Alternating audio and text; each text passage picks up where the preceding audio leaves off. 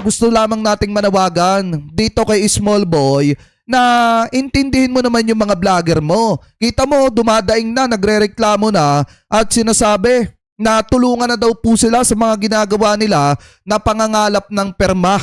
Ano po, para daw makalaya etong si Duterte, pero mukhang malabo na ata mga kababayan makalaya kasi may lumabas pong balita na kung saan nasa 500 na biktima daw umano ng madugong pakikipaglaban sa ipinagbabawal na bato ng Duterte administration ang gustong mapabilang sa kaso ni ex-President Duterte sa ICC mga kababayan, or sa madalit salita, gustong mapabilang para ireklamo etong si Digong. Ano po dyan sa International Criminal Court. So ngayon, punta muna tayo dito mga kababayan kasi sabi dito ni Joey Di Bebre, tulungan niyo po kami. Hindi namin kayang puntahan lahat. You cannot start your signature campaign in your community. So ngayon, ito, pakinggan po natin muna. Hello po, magandang tanghali po sa inyong lahat. Joey po and Paolo.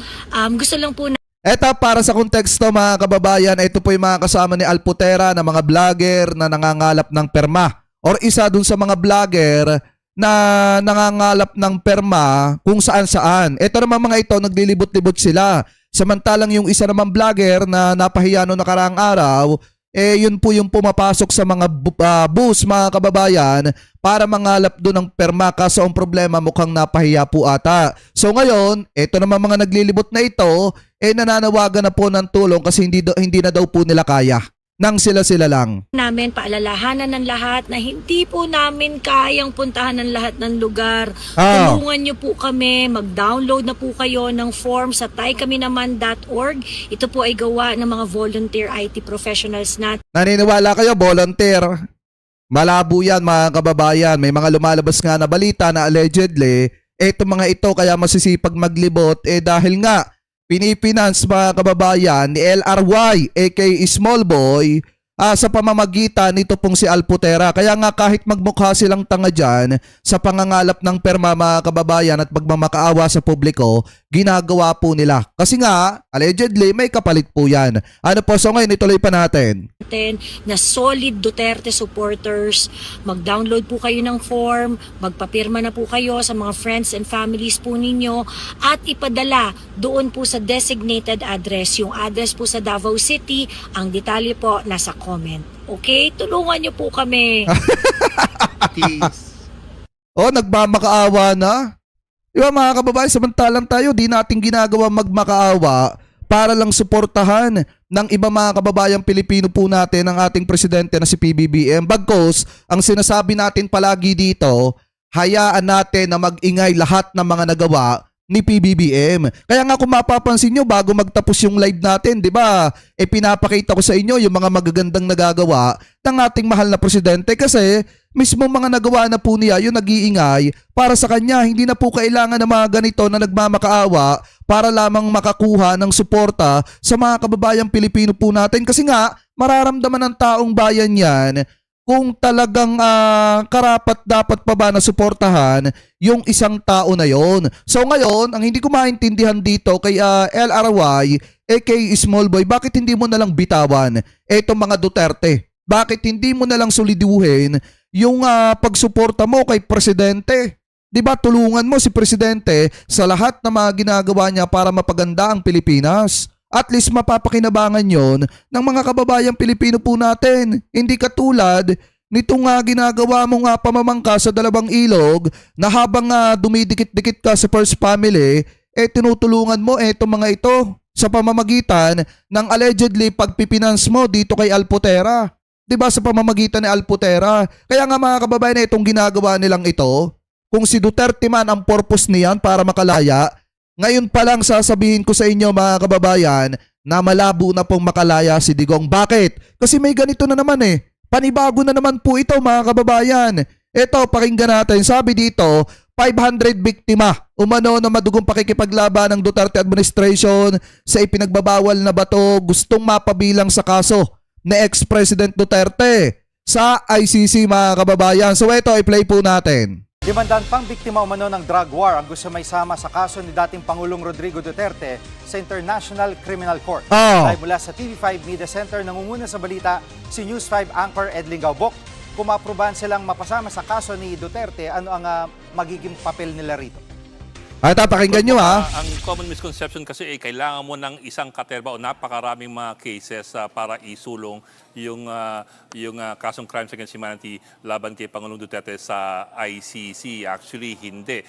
If you look at the case itself, it's 3 counts of crimes against humanity so far involving mga 49 incidents. Ah. Ibig sabihin, hindi kailangan 100, hindi kailangan 500, hindi kailangan 6,000. Kailangan mo lang a representative sample na magpapakita di umano na merong nagkaroon ng systematic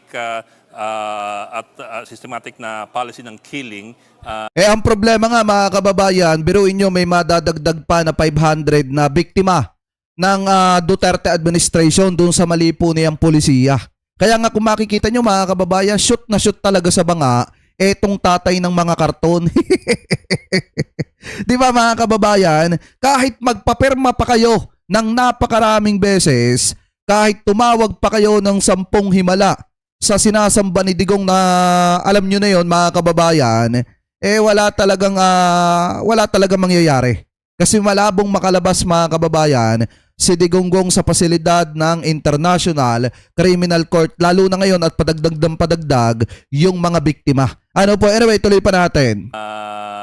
Or attack against civilians. So, sa kasong yan ng 500, malamang sa hindi hihimay-himay ng prosecution, titignan kung makakatulong sa kanilang kaso.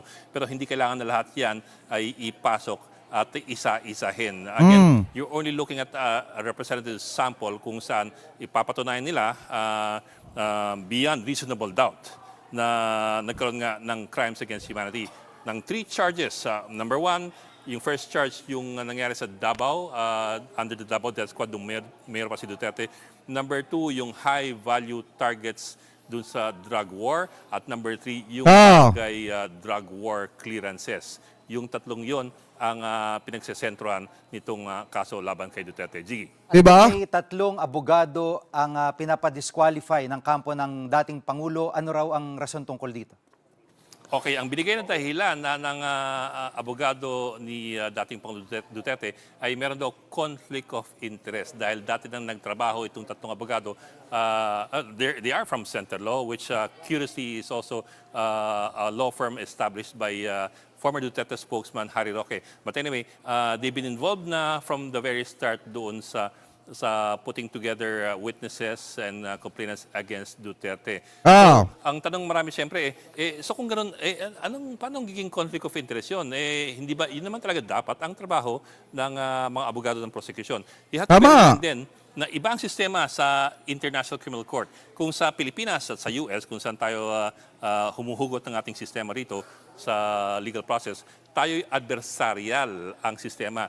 Ang sa ICC, kagaya ng karamihan sa Europa, ay inquisitorial. For example, ang ibig sabihin yan, kung ikaw ay prosecution, abogadong prosecution, may makita kang ebidensya na hihina sa kaso mo at magpapalakas sa depensa ng akusado, you are obliged, you're obligated, you're required to turn that over. Tama.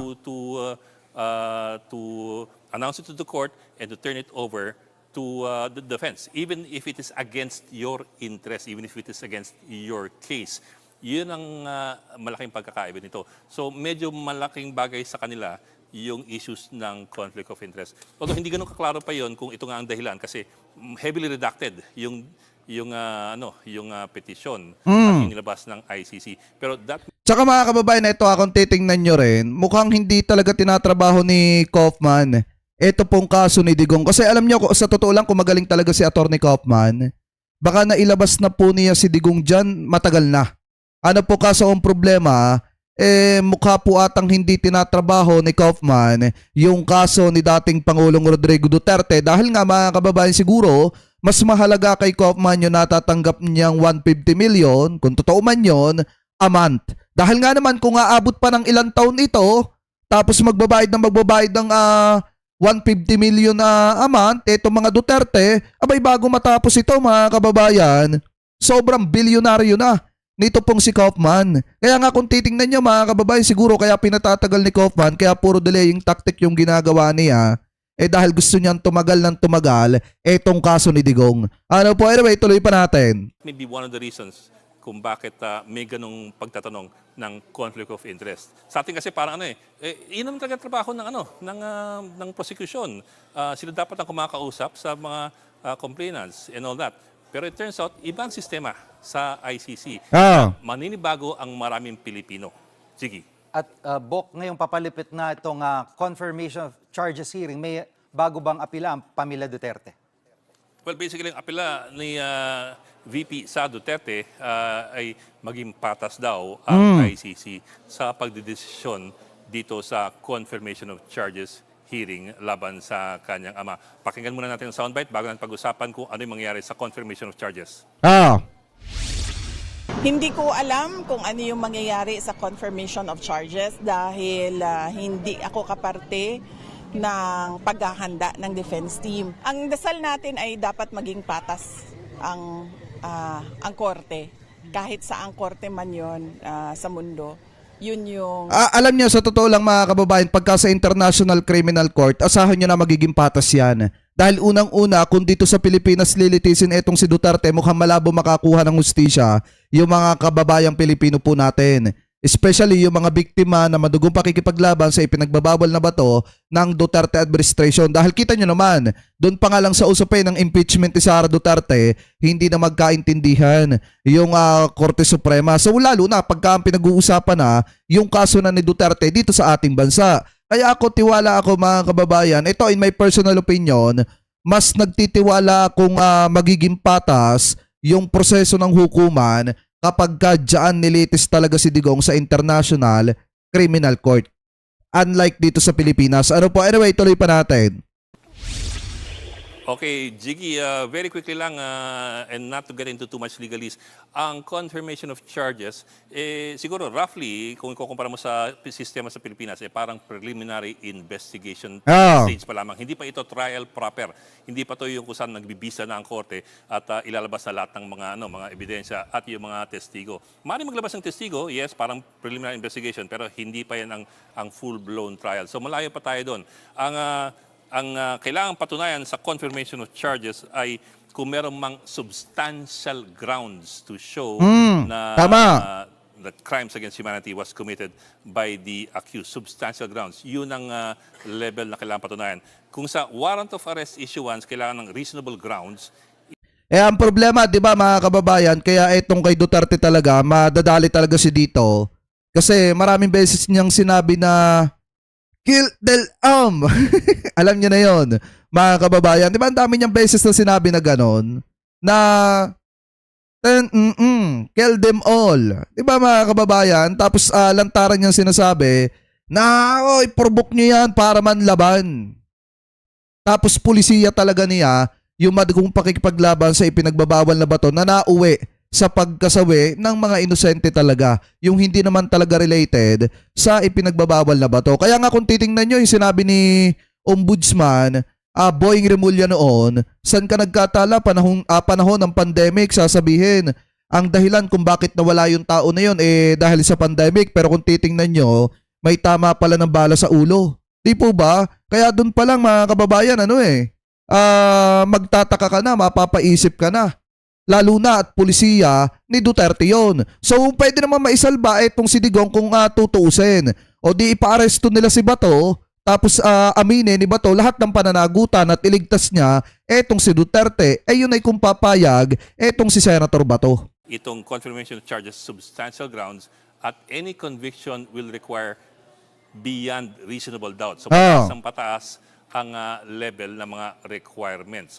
Ngayon, kung sakaling pumasa dito sa confirmation of charges stage at mapatunayan ng prosecution na mayroong substantial grounds nga na magpapatunay na guilty ang dating Pangulo Duterte, doon pa lamang uusad doon sa full-blown trial proper.